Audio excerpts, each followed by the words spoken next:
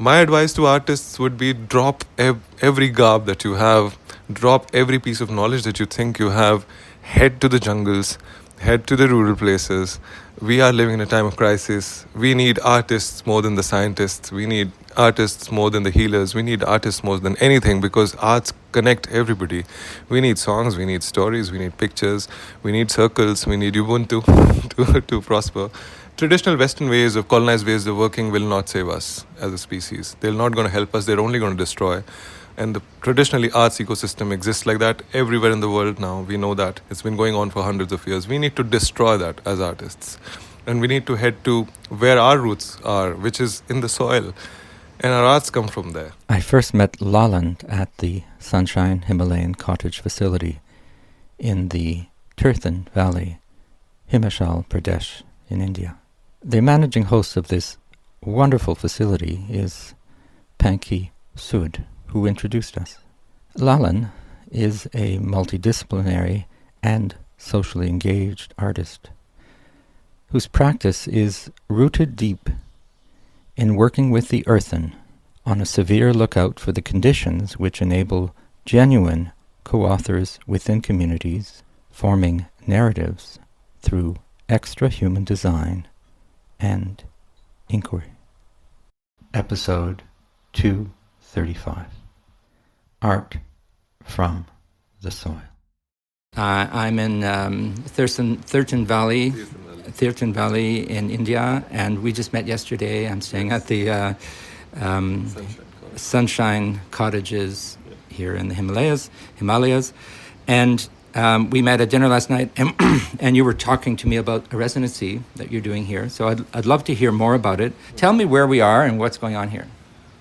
So it's not just a residency that I'm doing here. I'm setting up an arts ecosystem that's focused more on creating narratives based in the rural geographical context of where we're based to come out with meaningful work socially, ecologically, that resonates across the space, the people here, the demography and time, and across other civilizations, including our near and dear ones in Delhi, Bombay, Pakistan, wherever, across the world as well. So that's the kind of work I have been doing for the past 7 years.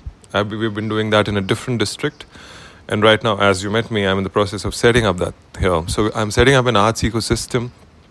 I primarily work with villages because I believe that they are the keepers of all the traditional wisdom, the harmony, and all the greenery and beauty and agriculture and all the wisdom that the modern industrialist mindset, the illiterate mindset, I would try to put it very directly, does not have any clue about. And it needs to understand from them if anything needs to happen in the ecological side of things, which we are seeing is a rapid killing right now, caused by this math of huge global, I don't even have words for it. We're going through the worst times climate-wise and ecologically.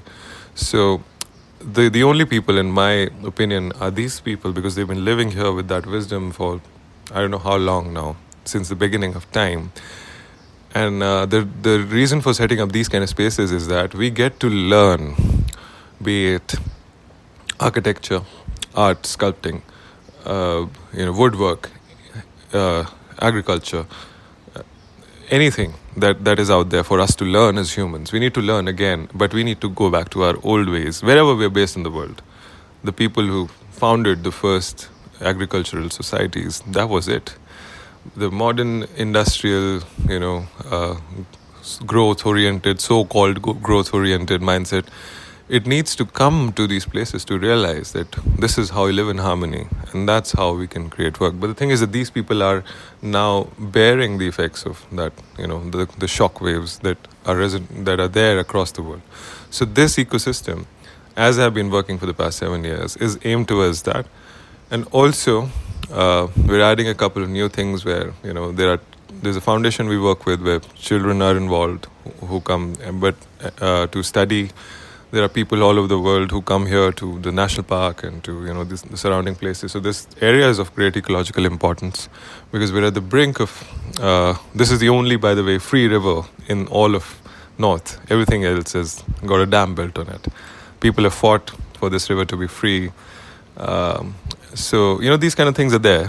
So, my work here is how can we highlight the cultural importance of this place, get that in the arts somehow, get people to work on it, talk about it, create artworks, create narratives and movements and meaning, whatever they can in their capacity as an artist, whatever I can in my capacity, and share that with the rest of the world. Well, in my podcast, I've been doing a series on community, social engaged art, and I'm happy to see this as a model because it's not unique. There are places all around the world, but it is unique because it's in this space. Yes. It's in this particular geographic region, yes. And I think it's not by chance that we meet. Of course, I don't believe in chance. Because here we are connecting, yes, continents, cultures. We were talking about the number of Indian people in Canada and so on. There's so many connections between our nations and between our peoples. And the arts tend to be a zone of exchange, right? Of collaboration and that. So I'd like you to talk more about your own work as an artist and how that connects to, because I know you're a filmmaker and you're doing music and sound, because you're coming from a place of great conviction, from what I can tell, because you're building literally. You're actually going back into the older worlds, which I think, I agree with you, is something that we need to do, and it is happening in Canada with Indigenous people and all around the world. And maybe that's what will save us as a species. I don't know. But certainly arts and culture are absolutely fundamental to who we are. Yes. So tell me more about your work. Okay, it's a little hard to talk about my practice because I'm not a trained artist. I don't have a degree or something in the arts, but I've worked for extensive years under various artists, and I still continue to learn from a lot of people and my peers. So I have worked as a writer and a documentarian filmmaker for about 12, 15 years of my life, working on all issues possible, especially in this subcontinent, that from water crisis to pollution to, women issues, child issues, urban infrastructure issues, and working with agencies across the world and the governments on case studies, as you know how documentaries go, to highlight them. And hence that made me travel a lot of this beautiful subcontinent and work with a lot of diverse communities across this huge land. And so that's what I've done for my initial years of my life, and that shaped my art practice because, as an anthropologist, you get to study a lot of these, things, and that has formed my art practice. And since the last 15 years, I've been practicing as a contemporary artist, but my work is not contemporary at all. I work with rural societies. I've been an artist in residence at a project in rural Rajasthan where I've lived and archived folk music and arts for a lot of years, where tribal folk and arts. And that gave me a lot of context into the history of where sound comes from, how festivals are made, how what is music, stuff like that. That personally is something that I love doing. So when I came out of it, I made a lot of political statements with my work. I usually make socio-political work that is spread across 3-4 mediums mostly. It combines installation, it combines earthen media, and it combines people. It really does. So in my work, I seek not to be an expert at any medium. To me, to go after the form is not my cup of tea. A lot of people have been beautifully doing it, and you know how the commerce of it works. It's actually against the arts, if you really ask me, because I come from a tribal background myself. My forefathers were tribal pastoralists. So genetically, I am still that. So in India, especially if we talk about, people, we come from our society has art, and all societies, I believe, in the world, has art imbibed in our culture right from when we're born. So we have songs for seasons, we have people doing this house that you're sitting in, it's made by the people. here, nobody's a qualified architect or a qualified sculptor. We have that culture, and I'm more drawn towards that rather than the Western ways of schooling and universities and degrees and working and all that. So, and that kind of politics I'm against. So most of my work deals with issues that everybody's dealing with these days. Climate issues of non-representation of arts was a big thing when I started working. So I've made some socio-political narratives. One of them, for example, deals with how industrial cinema is out there and how cinema as an art form is not even considered. How we have the industrial cinema taking over the world, thanks to the Hollywoods and Bollywoods of the world, and it has just trampled the beautiful art form under its foot. That's an issue the world has been dealing with, so I made a body of work on that. I made that folk archival, that project there in rural Rajasthan that I worked for several years.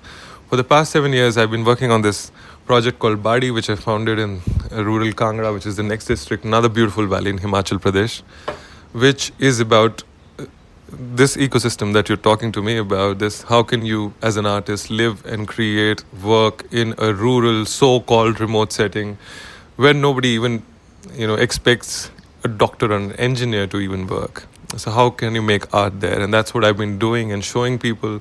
So I founded a community art space, an art gallery, and it's an artist-led initiative where artists from a lot of parts of the world have come. I've worked with a lot of organizations, which includes naturalists, educators, village folk, craftspersons, scholars. So we have a beautiful ecosystem there that I've successfully created. I can say that that has had an impact, of course, as well on rural communities. And in that, I have made co-produced a lot of work with a lot of other artists.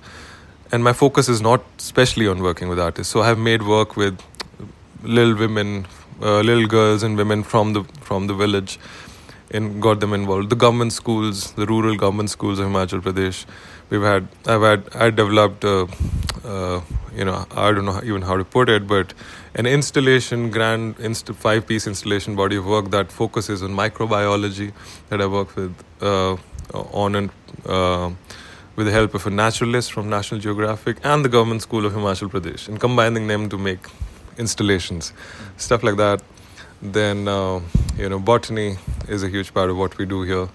Then architecture, of course. So I've started a residency where I invited artists from different parts, from the top art college in India actually, to come and work. Went there for a lecture myself. Got invited those students to come and work with me. Then we created a body of work which is about what are we losing as heritage in terms of architecture, clothing, etc., to the modern wave of neo-colonization and all those things, right? So there's one body of work like that.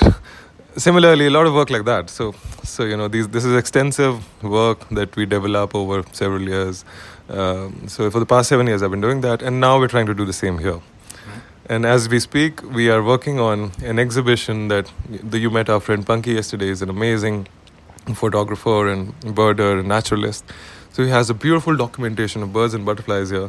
So we're getting some kids from the foundation to paint those and